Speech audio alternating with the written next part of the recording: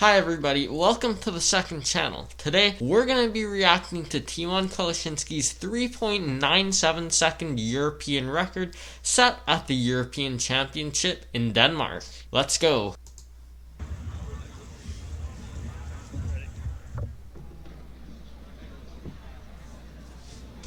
So I just want to point out that I'm pretty sure Tymon has like a really somewhat intricate preparation before solves.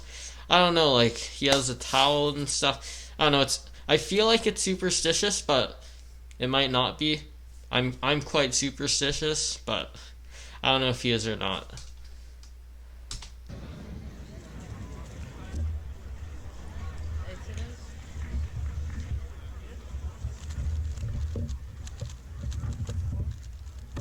What a solve. What a solve. Pretty sure there's a PLL skip, but like, what a solve. Sub 4 in comp, on camera too. Let's go. Congrats to Tymon. Well, what a solve. 397. When will he break the world record?